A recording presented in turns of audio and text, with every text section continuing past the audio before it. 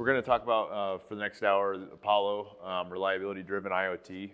So this is our take on remote condition monitoring. So as we go through the session, we're going to walk through IoT and reliability, how they relate with each other, and then I'll get into our solution and how we go about handling this topic. Just a quick introduction for myself. I'm Luke Clark. I'm the program manager for Apollo. So we've got a booth out there if you guys want to chat more afterwards. But yeah, I work here for HECO. Okay, so let's start with some terminology. I like to set the groundwork on a lot of my talks here. Some of you guys were in mine earlier, and I did that for that one as well. But maintenance versus reliability. I like to separate the difference between the two because we oftentimes combine them because maintenance and reliability, well, the reality is typically our teams don't separate them. We don't have the people, the resources, and so we just throw reliability onto maintenance or vice versa. And so, but there is a difference, and it's worth mentioning the difference between the two because they actually do different jobs and they're different skill sets. So maintenance is, they're the doers. They're the ones that are actually maintaining the equipment. It's technical expertise. It's knowing how the equipment runs, how we can fix it. It's how to pull a bearing, how to pull a shaft. It's the actual work being done. So it's very skilled, and it takes a lot of work to become experienced in that. But it's the actual action of fixing a piece of equipment. Where reliability is more the science behind equipment and keeping it up and running. The way I look at it is you're studying the running of a piece of equipment. So you're putting in time. You're doing the mathematical equations to figure out how do we keep this piece of equipment running as long as possible. The analogy that I use is if any of you guys follow any kind of sport, really, the last 20 years, analytics has become a bigger part of sports. So even teams today are hiring statisticians to study the game and get more efficient. However, as good as those guys are at stats, they're not going to be the players. In basketball, you're still going to get the 6'8" behemoths to play basketball, right? Because they are more skilled at the game. They have more natural talent. They're tall. They're the doers, right? But that doesn't belittle the impact that the statistics and the analysis have. And so I see that as a pretty good analogy between maintenance and reliability. So there's a difference between the two, and want to make sure that we separate them. Also, I forgot to put my disclaimer. I always do. Feel free to stop me, ask any questions. I like to have some dialogue. Also, I'm on less coffee than earlier. I think some of it's burnt off, so I might not be as sped up as I was earlier, but I still have my moments. So if you guys need to tell me to shut up or slow down, please feel free. So, okay, so more terminology. Not everyone's always familiar with this, so I just want to make sure that I don't run through these too quickly and you're not aware of exactly what this means. So IoT is Internet of Things. Merriam-Webster says it's the networking capability that allows information to be sent to and received from objects and devices such as fixtures and kitchen appliances using the internet. So that's the broad term. It's any device that's connected up to the internet sending information. So if you've got a Ring at your house or Alexa, even your cell phone is an IoT device. Like I said, kitchen appliances, some people even have refrigerators that are now connected to the internet. That's all IoT. It's very broad. And so we have an industry term, though, that makes it a little more specific for our industry, and that's when you hear IoT.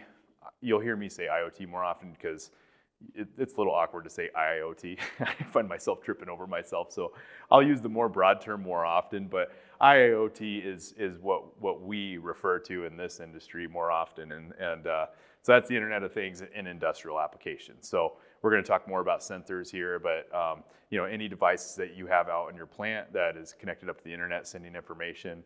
There's even examples of, say, cameras that utilize AI that can look for certain aspects that would be a connected device, right? So IoT is industrial Internet of Things.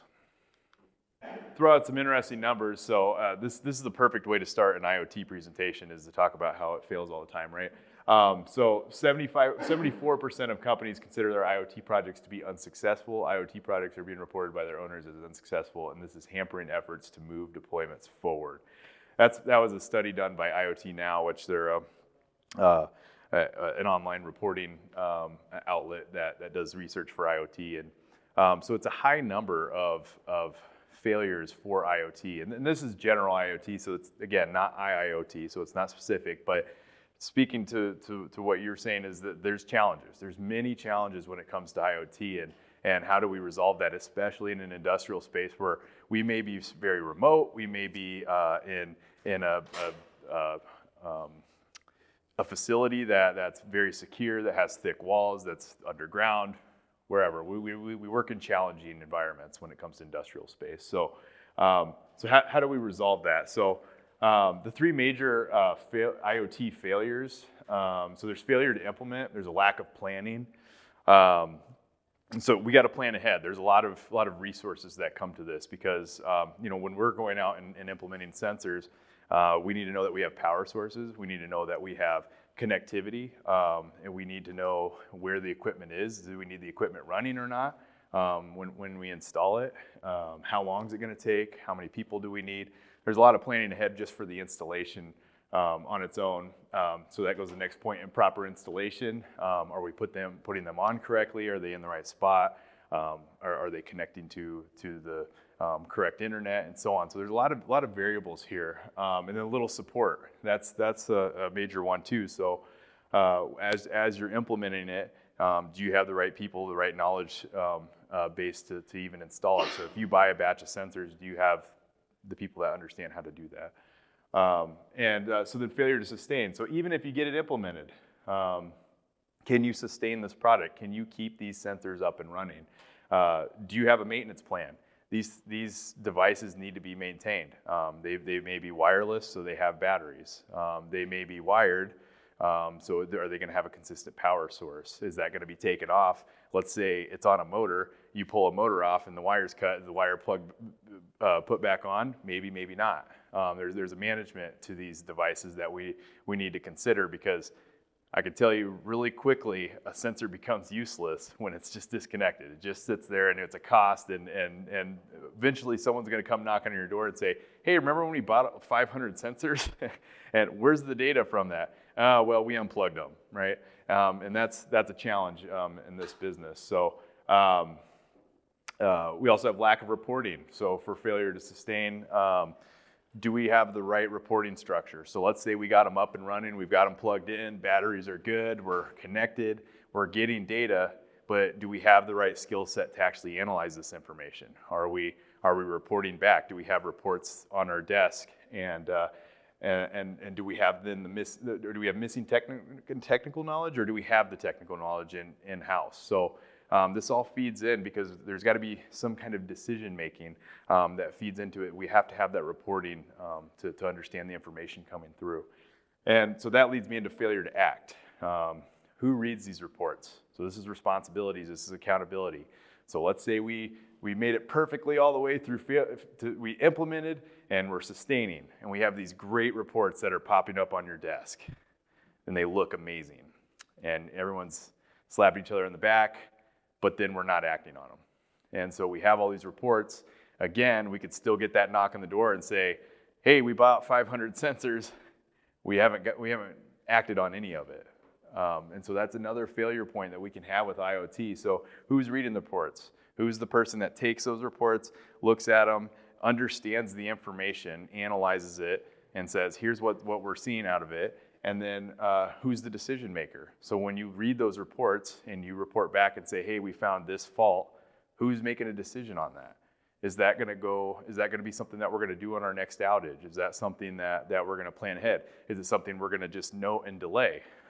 We need to make actual decisions off of this and have them have a note down on what we're going to do, have that tracked, make this a formal process.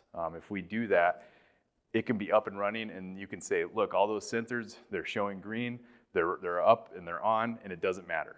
You're gathering 5,000 data points, and it doesn't mean a thing if you don't act on it.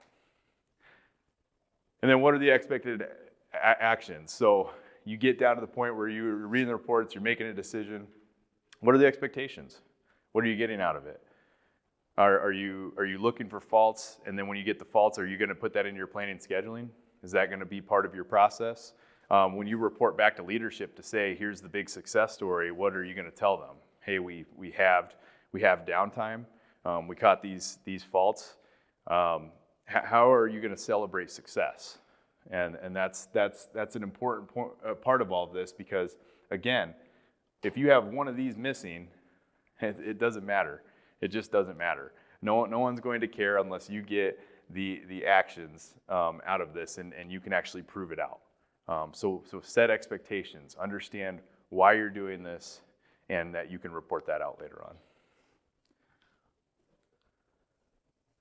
Okay, so we're gonna do a little bit of reliability talk.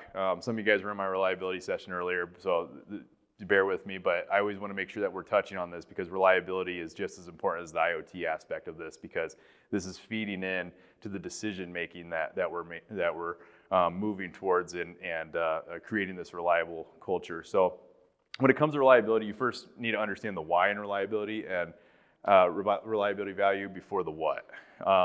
And the reason I say that is because there's lots of what's out there. You can even walk through the halls here and there's what's. We at HECO, we sell what's. Sensors, we have solutions, we have lots of what's in reliability.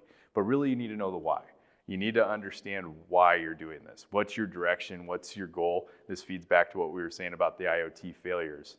Is why are we driving towards this? What is making us go out there and go after sensors?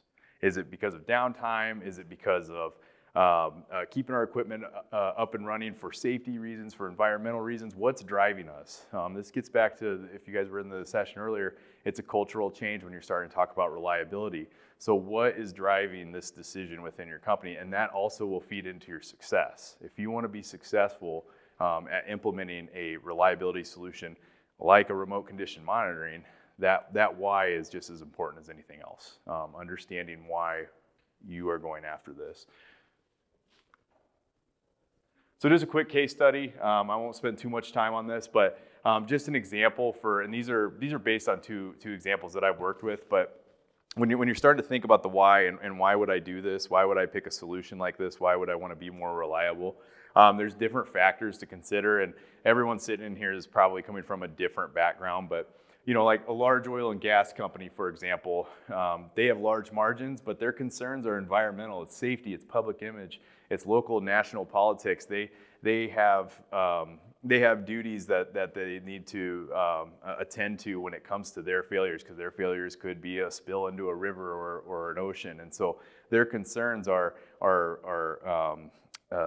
keeping that pipeline running and secure and safe for as long as they can, because the thing they know is they will make money. In oil and gas, they make money. When oil is pumping down the pipeline, they will make money. Their margins are always high. So they're not as worried about that aspect as much as getting docked locally for politics or for environment or anything along those lines. That's what's going to be driving their leadership to be more reliable and to be more environmentally friendly and to be safer. That's what's driving, and you guys can find something within your company similar to this. And small town mill, it's a little different. In this case, it's a paper mill, and I've worked with some small town paper mills like this. They work on slimmer margins, so they actually maybe feel being in the red financially if they don't have higher quality their production. They're usually partners with their local employment, maybe a small town, and they employ 5 to 10% of the town or something along those lines. So if they went under, there's a lot of pride there, and so the profits matter. And so for them, the reliability for them is to keep up that small mill, and so they want to see that quality in production and pride and feed into that. And so there's different driving factors that you can feed into your leadership and when you're driving towards a reliable solution. So just something to consider. Everyone's got different factors, but when you're appealing to leadership, or you are leadership and you're appealing to your groups, these are just things to consider when you're doing a reliable solution. Okay, I understand the why. Now how I identify the what. So if you get to the point where you're convinced, okay, we're going to go with a reliable solution, you need to start thinking about the what's, and that's when you start shopping around, right? That's when you can come to a solution like this and say, okay, we've gone through the process, we've gone through our business cases, we understand what we as an organization are trying to accomplish, but now we need to know what tools to go after, what methodologies we want to utilize, and how we want to go about this reliability initiative. So we start thinking about the what's, and we start driving towards that. Any questions? I'll stop because I'll take a breath myself. So reliability comes in many different forms, and again, this is similar from what we talked about earlier too. And my earlier session was about starting your journey in reliability, and so there's a lot of different forms that you could go after for reliability. IoT is one of them, but it's part of an entire ecosystem. So you as a company when you say, hey, we're going to go and be more reliable, it's going to include all of these things and more than just this. This is just an example, but they all live in the sphere of reliability. And so it could be IoT, P&S I've got for planning and scheduling, supply chain, condition-based monitoring. So I use that as a broader term to include routes and thermography and ultrasound. Criticality, or the criticality of your equipment is how you're going to drive towards that. Leadership even. So leadership's going to drive this, and it's going to feed towards that. So if you guys are in a leadership role right now, you guys are going to be the ones that are going to be pushing for this and influencing those around you. So that's going to make a difference driving towards this. EMS, that's our equipment management that we were talking about, similar to our service, but you could do something similar on the inside or internally for you guys, pushing towards managing your equipment, your spares, and better preparing yourselves for future breakdowns or just even having a product on hand. And then CMMS, so that can encapsulate all softwares, CMMS, EAMs, however you want to put it, but having the right data, we talked about it earlier today in the keynote, a good data in, good data out concept, that's going to drive everything you do here. And so there's a lot of different factors that can come in for reliability, and IoT is a part of that. Okay, so we're going to start getting into the meat and potatoes of this presentation here, get to the Apollo part. So I want to touch on these terms real quick because they're important in the discussion of reliability and driving towards a more reliable plant and the solutions that we have. So there's breakdown maintenance, so firefighters, run to failure. Run to failure on its own isn't necessarily a bad thing because you could possibly make the decision that a piece of equipment is run to failure. However, if you're running to failure and you did not make that decision, then there's nothing planned, right? So when we talk about breakdown maintenance and firefighters, what we're saying is you're just letting your equipment run to failure and you're just jumping from job to job to job to job and none of it's planned. So that's what we're talking about, breakdown maintenance. And so that means that you're you have less planned and more just at a breakdown level. Preventative maintenance. Preventative maintenance will mitigate failures by changing parts out on a regular basis. So this is more time-based. We're sitting here, we're scheduling our preventative maintenance actions. So it's less predictive. It's more scheduled activities to make sure that we're checking on equipment, that we're around, that we're monitoring from not a technological standpoint, but monitoring from a routine standpoint. And then we'll get into predictive maintenance, and this is where we're driving at with the technologies. So using technologies to help find an issue before it becomes a problem. So we're starting to get into fault detection. And so we're actually trying to predict when that failure is happening. Now, technology at this point isn't quite to the exact moment that it fails, and we're going to get into that. I've got some nice charts that kind of map that out. But these technologies basically put it into a box, right? We're starting to look at this in a way that we understand patterns, we understand what a fault is telling us, and we can start to schedule and plan better, so that we have more unexpected less unexpected downtime, and and we could be more prepared. And that includes route-based, so on a schedule frequency, human checks and analyzes machine condition. And so route-based can be anything from, it could be visual, but it could also be someone with a vibe gun going out there monthly or quarterly and analyzing it. And then, of course, there's IoT, Internet of Things based. It's a sensor that's permanently or semi-permanently mounted, collects data, and then goes up to the cloud and has AI or machine learning. So we'll get into that a little bit more. They don't all necessarily have that, but that's a little tease of what we have. So that's predictive maintenance. We're starting to push towards the technological aspect of that. Okay. Now here we are at Apollo. So Apollo we treat it as a service. So our approach to this, and part of the reason why I frame this whole discussion is, where we say the 74% of IoT projects is a failure, is because HECO has been a part of, well, we've been doing predictive for over 30 years, and we've been doing IoT for well over 15 years as well. And the reason we came about to Apollo, to give a little bit of a history on how we got to where we are, is we got tired of selling sensors, and then we report back 6 months later, and we ask, hey, how'd that go? And it's like, well, batteries went out, connectivity isn't there, we can't read it, and just back and forth and all these reasons, and we're like, this just it doesn't fit. And it didn't fit with our business model, because if you've gone to some of our other sessions, our business model is to actually provide a service. We don't care. We don't want to just sell you sensors that don't work or that don't fit your business model. We want to make sure that you're actually getting the end result. What matters is that you're getting the data that you need to make the decisions to better improve your equipment. And so we structured this in a way that it's more of a service versus a technology. So what that means is you sign on for a year, and we provide sensors and dashboard.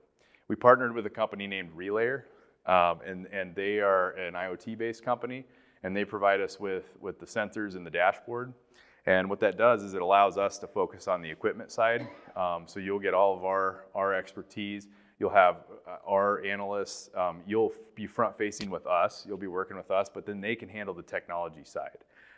What comes with that is, so they provide that dashboard. That's a login for you guys. You can see that. And that dashboard utilizes AI, and it looks for patterns. So it takes 3 weeks. It learns the patterns of your equipment. And as it learns the patterns of your equipment,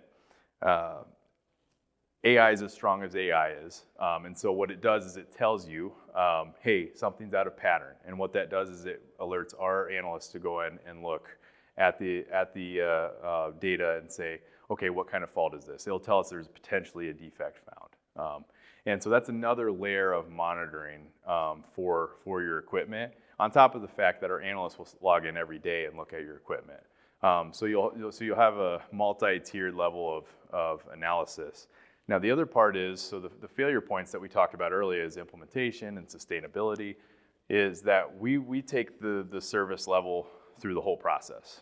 There is actually no part that you guys will be responsible for in the sense of the management of the sensors. So we take care of batteries, we take care of Wi-Fi, we make sure that it's totally out of your hands. In fact, see if he's in here.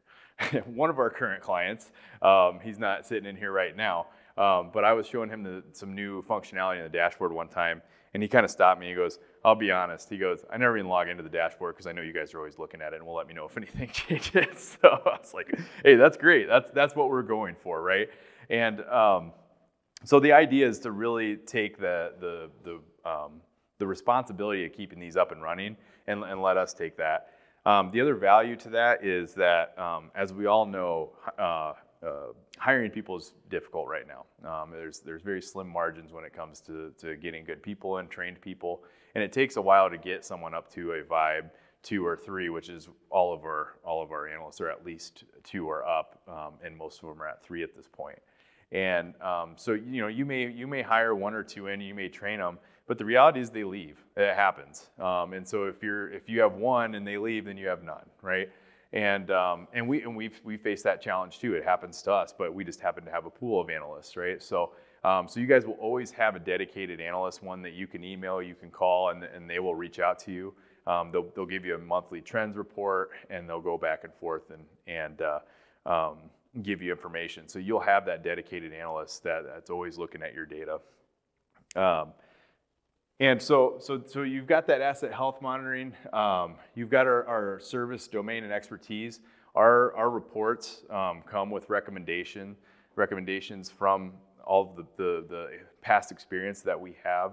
So we tie a recommendation to status changes. So if there's any change within and we find a fault, we'll say, here's our recommendation. Maybe you need to do something at the next outage, or sometimes we'll say, hey, we see a trend change. It's still in green status on the dashboard. This is just one we're going to monitor, but we'll let you know that we found this and there's a trend, right? And so there'll be recommendations based on it, and you can work hand in hand with our analysts. And then that goes into the asset inspection and detailed reporting. And we'll also come out on site if need be. Typically we'll do that. We'll always have one annual, but then if we ever need to come out on site, anything beyond just battery changes, our analysts will work very hand in hand. Last part that I didn't mention going through Apollo is our performance guarantee. So Relayer, our partner, is owned by Hartford Steam Boiler. I don't know if any of you are familiar with them, but they're one of the largest insurers in the world. Industrial insurers, excuse me, and it's kind of fun. Their name's Hartford Steam Boiler, and their logo is a little train because they used to insure locomotives, and I don't think that business is as lucrative as it was in the 1800s or whenever they started. So now they've moved on to industrial equipment. But the other part we have of this is that we have what we call our guarantee. And basically, if that piece of equipment that we're monitoring fails and we gave you no indication of a fault, then you are eligible for a claim for repair and replace.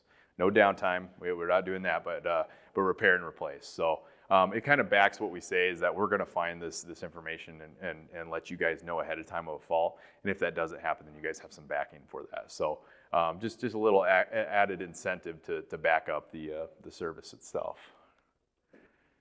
Here's a picture of some of our sensors. These are the orange ones, and actually I probably should get a new one because we've got our Gen 2 coming out, and they're the small ones. But we use various different sensors. I mentioned earlier how I don't care about the sensors. It's because we actually use multiple different kinds. These are nano precise. We also use Space Sense, and we've got a couple more that are in the works that are going to come out in the next year or two.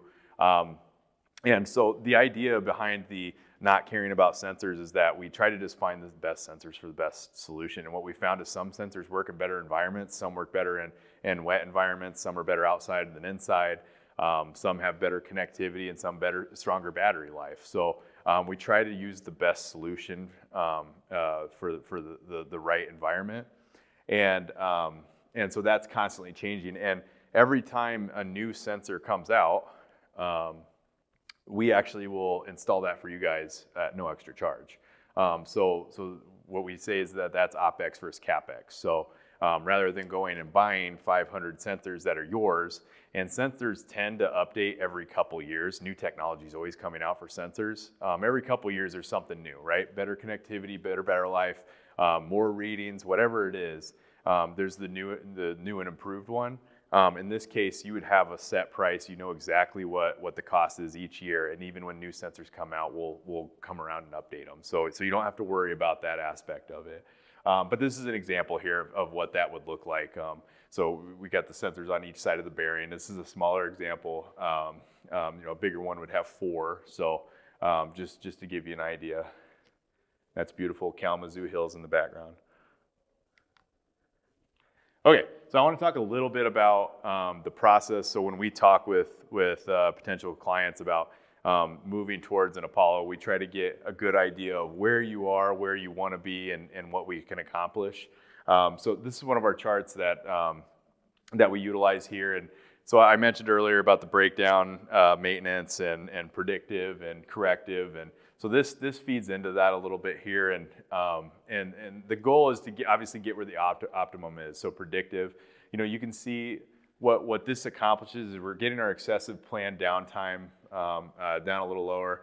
and our excessive repairs and excessive maintenance, there's kind of a sweet spot in the middle where we're not using too much of any of them. Now it's not 100%, technology's not there yet, but that's what we're going for, is that sweet spot. Corrective, you see more excessive unplanned downtime. That's what I was talking about with the breakdown. So, you're letting things fail, and then what happens. That tends to be to cause a lot of downtime and excessive repairs. It's expensive and it takes time. If you're way on the preventative side, and if you were in my session earlier, we were talking about cutting back on PMs because you may have too much. If you're not utilizing predictive and you have lots and lots of preventative, you're usually spending a lot of time on excessive maintenance, and so that number goes up because you're just spending many hours sending people out on preventative maintenance, and there's just a lot of cost that comes with the labor utilization there. And then you still have excess planned downtime. You may bring it down a little bit from corrective, but it still has some expenses to it. So you're trying to get somewhere in the middle, and you guys may find yourself, who here feels like they're playing something like far on the corrective side, or at least in this section of the corrective side? You feel like you're there? Yeah, no, that's fine. What about on the preventative side? Who's over on the preventative side? All right, who's perfect? Wait, we're missing some hands here. No, it's all right. Don't be ashamed. But a lot of even companies that have predictive, a lot of them we kind of find, either here or over here. I probably should learn how to use the laser, but yeah. So there's somewhere in the middle. But obviously, you want to get to that optimum, and so you'll find people anywhere on the spectrum here, and that's okay, right? But at the end of the day, we're trying to get to the predictive. All right. Oh yeah, I should have clicked that. See, where does your company fall in this chart? Sometimes I surprise myself, There's a little. Okay, asset portfolio. Isn't this very helpful? We're gonna walk through step by step. This is how we map out the assets that make sense for a solution like Apollo. Because as I've kind of explained, Apollo is fully blown, right? We're talking about full service. You guys have someone that's dedicated to you. You've got the batteries and the connectivity, connecting up the gateways. I don't know if I mentioned earlier too, our gateways are connected to cellular. So I don't think I mentioned that. So we avoid connecting to the Wi-Fi or anything along those lines because security purposes, so we keep the system separate. And so it's just a connection between that and the dashboard. So apologize for not mentioning that, but it just came up. So, but this is the full-blown solution. So it doesn't make sense for every piece of equipment that you have. So we really recommend this for your most critical, kind of your 10-ish%, top 10% of your most critical. Roughly, it can vary, but this is your most critical. And so we walk through this process, and so we have this box where we've got the cost of asset failure and asset criticality. So we're going to take these factors into consideration when it's how we're going to map it out. And this is really what we're driving at. We want to partner with you guys on building this program because we don't recommend just put Apollo on everything, and we don't recommend just go running to failure. What we want to find is the right solution for you, and it's somewhere in between. And it depends on your equipment. So I mentioned this earlier, run to failure. There are scenarios where you have run to failure. If it's a low criticality little motor that doesn't really impact the process all that much, you may just let it burn out and you can swap it out in 5 minutes, and that's a reasonable decision. It's too expensive to have any kind of monitoring on it, and it just doesn't impact the process. So you will have some pieces of equipment that you just simply will have run to failure. And so that's the lowest level there, and those are turn and burn, right? Those exist out there. Now, time-based maintenance, you may have a frequency where you come out every once in a while and you check on the piece of equipment, and it's just based on time. So it's a little bit more important than your run to failures, but it also you're going to spend some time and some money on it. So this is where you might have a PM and you go check on that piece of equipment. So, but it's just time. You're not spending any technology or no sensors or even a route on it. So that'd be time-based. Now, route-based monitoring. This is where you'd have someone walk out for a route and they would go and check the sensors, and we're talking about vibration for the sensors themselves, but route can be multiple technologies. It could be ultrasound, it could be thermography, it could be motion amplification. But route-based is, hey, we're going to do monthly, we're going to do quarterly, and it's going to be less data points. So the continuous, you're talking about in the thousands, where you're maybe getting the hundreds for a route, for as far as data points to monitor. So, and then you get to remote monitoring, and I'll go ahead and skip this one because I like to talk about these two together. So you've got remote monitoring. So these are going to be your higher criticality. These are going to be the ones you want sensors on. And then that feeds into the guaranteed remote. And so that was the guarantee that I mentioned earlier. You can put that guarantee on.